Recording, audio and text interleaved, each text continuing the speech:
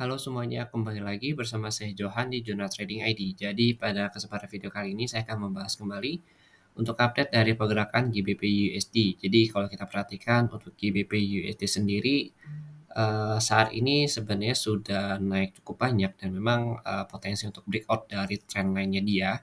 Jadi kan kemarin itu kita sempat bahas juga ya di tanggal 28 Oktober atau di tanggal 30 Oktober itu GBP USD belum bisa breakout ya dari si area trend line-nya di sini.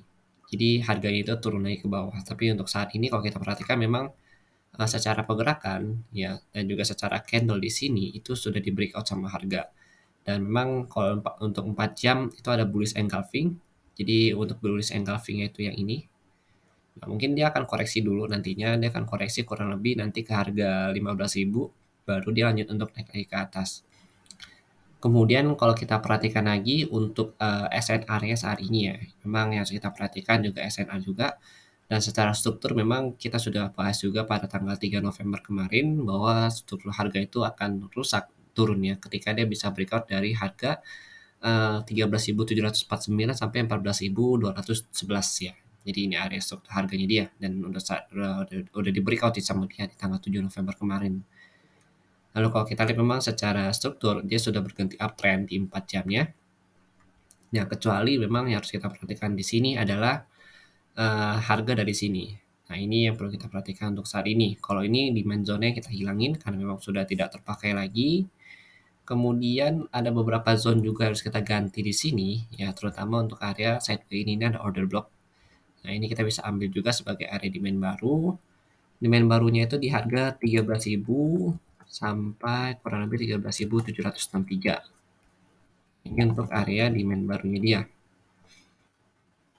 Nah, ini ada low-nya yang harus kita perhatikan di 4 jam. Jadi ini adalah struktur harga dari height atau dari uptrend-nya dia. Nah, kemudian kalau untuk resistensi sebenarnya masih sama di 16.091 sampai 19.428 masih belum ada perubahan karena target dia itu selalu menyentuh height yang ini. Nah, kalau dia bisa break dari sini, maka next SNR dia itu atau resisten dia ada di 17.000 sampai 18.644 kenaikan tertinggi hari ini. Tapi untuk terdekatnya memang kalau kita perhatikan di sini kan ini ada center line ya sebenarnya. Center line-nya di sini kalau kita lihat harga beberapa kali nggak tembus di sini.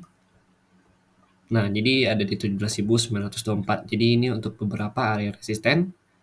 Ya, jadi 3 resisten ini harus kalian perhatikan untuk hari ini. Kemudian kalau untuk support, memang di sini supportnya itu yang kalian perhatikan adalah di 15.000 pas ya, 15.039. Kemudian di sini di 14.426 ya di sini ya. Karena ini area low dia di 4 jam ya, jadi ini cukup penting untuk kita perhatikan juga area ini nih. Untuk hari ini. Kemudian ada di main zone di 13.099 sampai 13.763. Lalu kalau kita tarik dari kenaikan dia saat ini, ya kalau kita mau tarik engulfing-nya ini ya, dari si Fibonacci, kita akan coba tarik di sini sampai di sini. Kita lihat dia kira-kira itu akan pullback sampai mana. Nah, ketemu nih area 56 satunya. 56 satunya itu pas di harga kurang lebih di 15.039 yaitu kurang lebih di garis horizontal yang berwarna biru ini begitu. Nah, sempat retest ke sini. Jadi memang kalau dari bullish engulfing ini ya ini kan bullish engulfing di 4 jam. Nah, itu support kuatnya itu memang di harga 15.039 ini sampai 15.139, terendahnya itu di 14.938 begitu. Nah, untuk saat ini sih memang saya masih cenderung wait and see dulu untuk beberapa pair major karena memang tanggal 10 nanti itu ada news ya yang mengenai CPI dan juga sebagainya itu diumumkan nanti di tanggal 10. Jadi kalau untuk hari ini memang cenderung untuk wait and see sampai benar-benar news itu diterbitkan. Jadi kalau dilihat juga dari segi DXY-nya DXY sudah turun dan memang berada di area good support kita yang kita sempat sebut-sebut itu sebagai good support ya. Jadi kan good support itu waktu itu dia pullback di sini. Nah, ini dia udah di sini lagi, tapi bedanya kalau di sini kan dia belum keluar dari trend line. Nah, kalau yang ini dia udah keluar dari trend line. Kalau dari kondisi DXY pun masih sideways, atau di sini ada beberapa doji. Artinya dari segi pasar dia masih bingung nih. Si XAUUSD ini si DXY ini mau lanjut naik atau mau pullback dari sini kemudian dia ke atas lagi atau dia melanjut turun ke bawah. Nah, ini untuk beberapa area supportnya itu juga sudah kita bahas di video gold hari ini. Untuk DXY lebih lanjut ya kalian bisa tonton video goldnya atau XAUUSD hari ini.